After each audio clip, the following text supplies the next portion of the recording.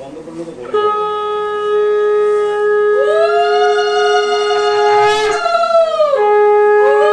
শুধু দই দিবি, চন্দন ঠেকাবি না। শুধু দই দিবি। এবার দেবে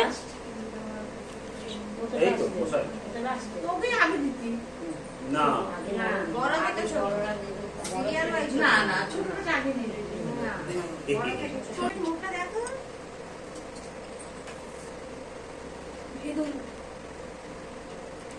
এই যে তোর দুধপুলিতে ধান পড়েছে কিন্তু মিন্টা দা